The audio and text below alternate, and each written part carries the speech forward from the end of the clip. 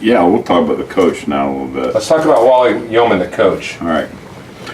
Well, first of all, fiery, fierce competitor.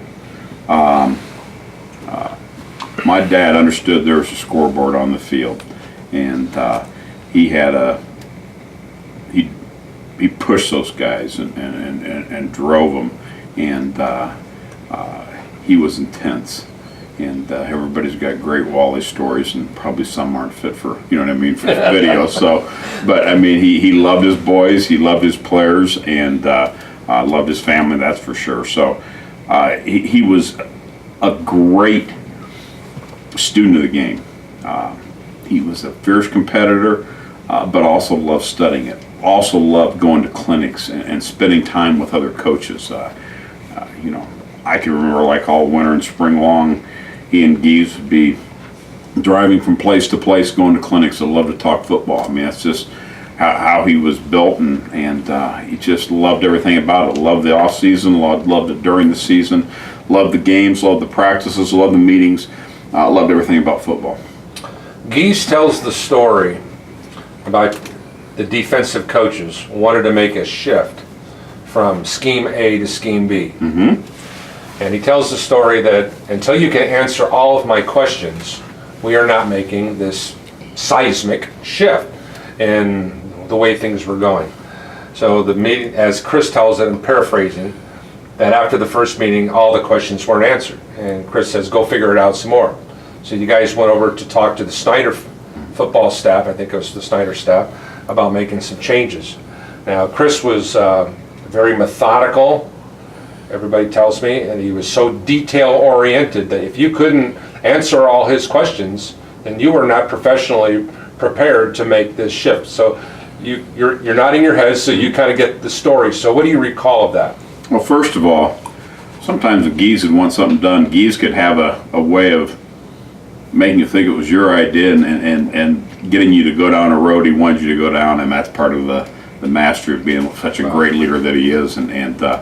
But definitely, I mean, anybody that knows Coach Giesman knows about his mind, and it's a steel trap, and he is highly intelligent, and he knows the game extremely well. And he looks at it from the other side. He's an offensive coach, and he knows the strengths and weaknesses because having to go against certain defenses and what he likes to do against certain defenses, and wants to know the answers for those things. So naturally that would take place, and we're going off on a sidebar right now, but we used to sit down in clinic and think of these staffs.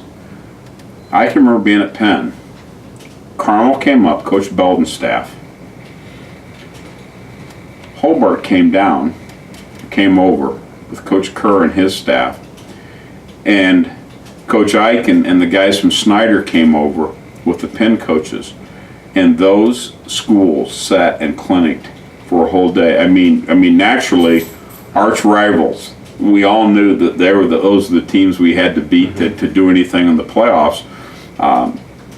Great teams, and you say, well, there's no way you talk to those guys because you don't want to give anything away.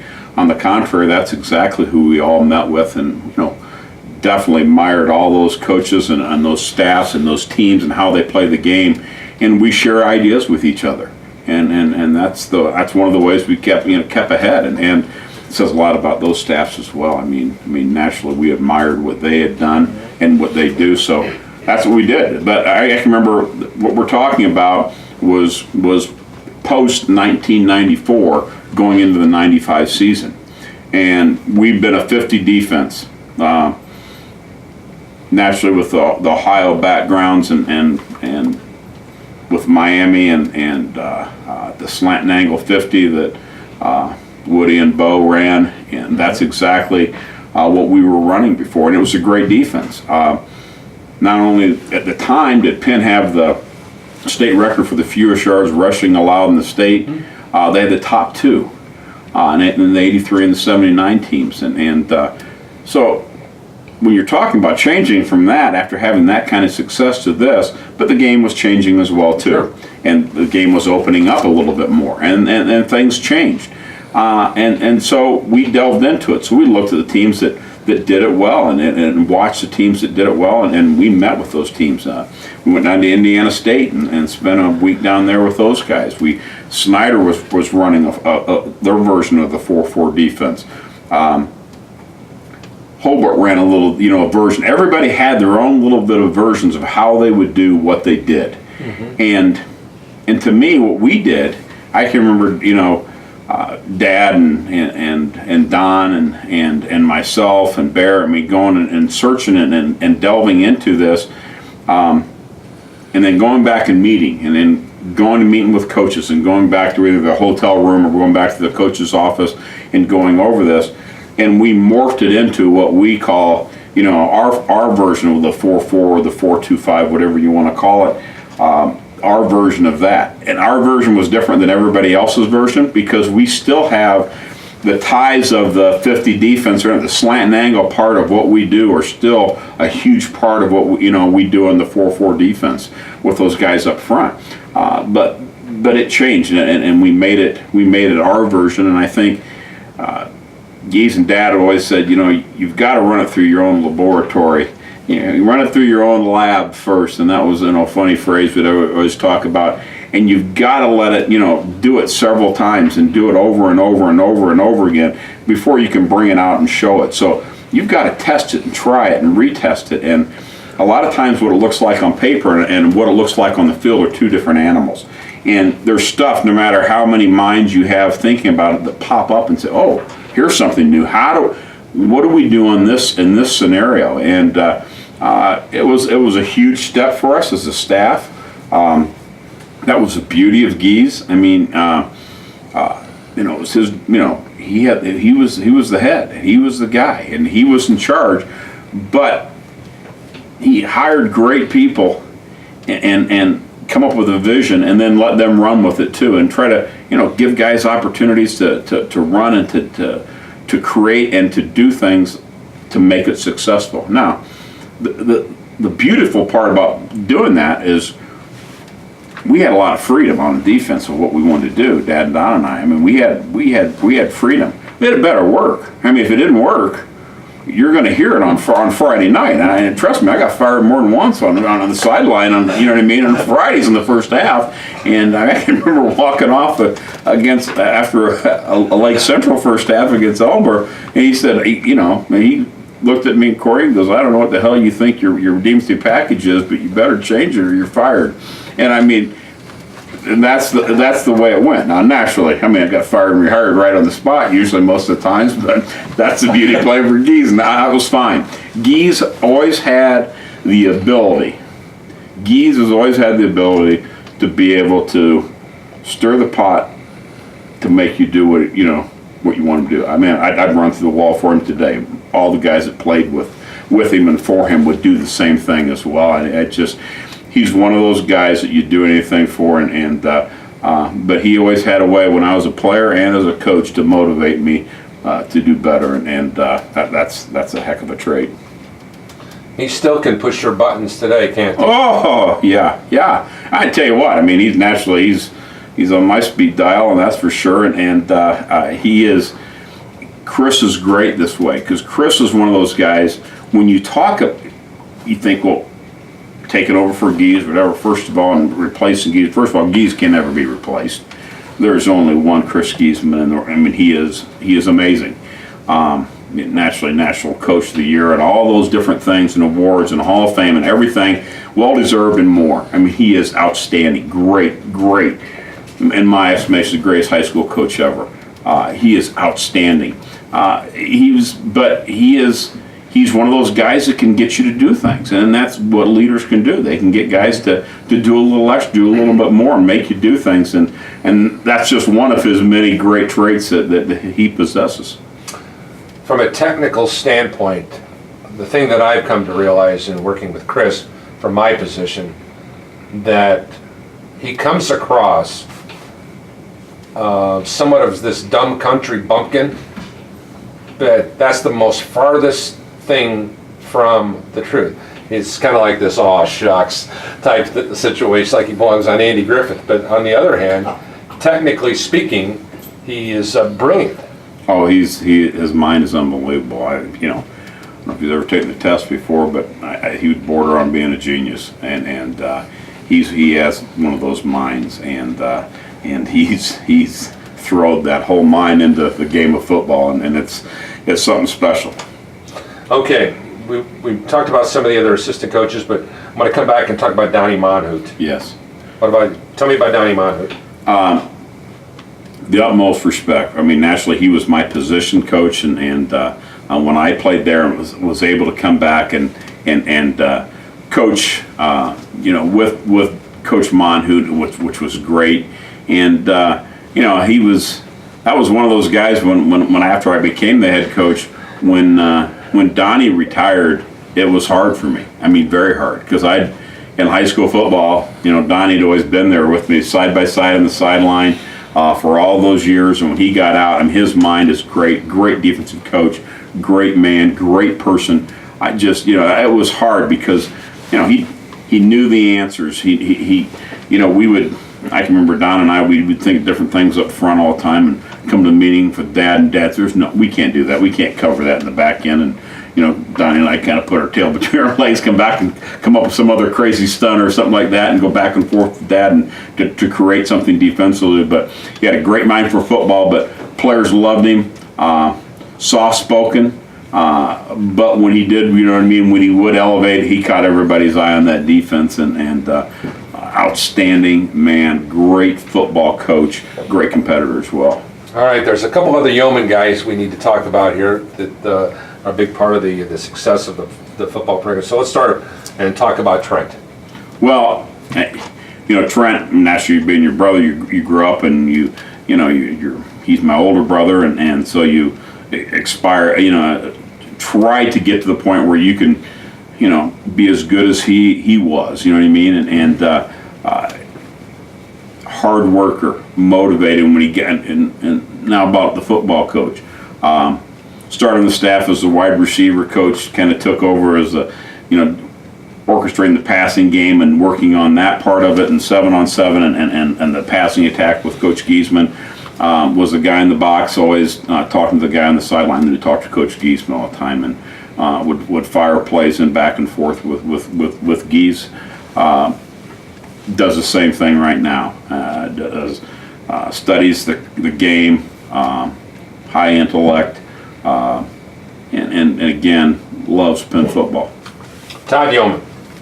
Todd, I feel sorry for what probably Todd had to go through as a little kid. I think Trent and I kind of beat him up and all backyard football stuff, a little game we used to call V8. We had these tackling dummies, and you have to run through and score, and Trent and I would be on our knees, and we'd make Todd run through it. And we'd smoke him, he'd get up mad, be crying, say he's going to go tell mom.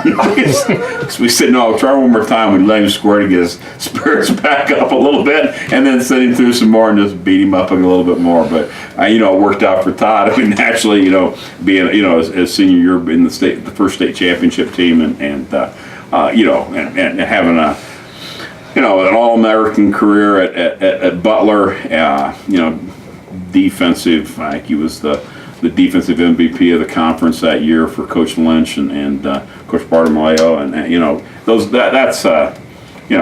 he was a heck of a player, and he's a great coach as well. All right, there are so many other guys that we could probably cover through that. Is there anybody that we haven't mentioned that we probably should, in the big picture of things, that we need to touch base on? Well, because there's so many guys. I mean, you look at great guys, Charlie Lorai, Dave Geyer, on the original staff. I think in those, you want to hit there? Yeah, let's go. Let's talk about Dave Geyer and Charlie Lorai. Okay. Charlie Lorai came in with Chris originally and was ran the defense with my dad and highly energized guy. In fact, the first game when Penn came running out, Charlie threw his clipboard up in there. He's highly energized, and Gies was back there picking up all the game plans and the notes. Most of the Penn fans at the time didn't have a chance to know who Chris was at the time, they thought Charlie was the head coach and Geese was his assistant. He's making stuff up. So I mean, Charlie was probably the energy guy and a great competitor as well. And then went on to Blackford and won a state championship there, and won a couple state championships at Ann Arbor Pioneer, Caddy Corner from the big house up in Michigan. And a great guy, great friend, and again, part of that original staff that was something special. And Dave Geyer, Dave, longtime head wrestling coach. My dad coached wrestling with Dave, assisted Dave in that, and fiery competitor, was the head JV coach and was in charge of managers and equipment. And he's one of those guys who give him a job to do it. You know it's going to get done. It's going to get done well, and it's going to get done right. And just a high energy guy, and a guy that could do multiple tasks and get them all done extremely well. And that's what you need to make a team. He was also in charge of Art was in charge of the defensive scout team. Dave was in charge of the offensive scout team. Dave was the offensive B team coach, and Art was the defensive B team coach. And great competitors as well, and help prepare those guys and motivate those guys every day at practice. And I think his motivation skills were second to none. There are very few programs that have sustained the test of time through social, economical, physical, mental, emotional, spiritual changes in the United States of America. Penn football in 1958, you look at its evolution and where it's at right now, you guys have been able to roll with the punches, but where you're at right now, I mean, in 2003 when you take over, this thing didn't miss a beat. There's a lot of programs when there's a change at the top, there may be a little bit of a hiccup, and I can give you several examples, but we won't go there. But why were you able to make the transition and keep it at a continuously high level when each one of those Hall of Fame coaches were slowly getting out of the game, and then you're bringing in new coaches into those new roles? So I want to talk about the transition from being an assistant coach to now becoming the head coach in 2003. How have you been able to sustain all those mega changes? And let's face it, those changes affect a lot of other communities, whether you want to admit it or not. Their communities have been drastically changed by different things. So that's a broad-based thing to talk about. Well, I mean, we preparation, the Penn way. I think we started out talking about the Penn way, and I think we're back to it again. It's a recurring thing. Yes, it's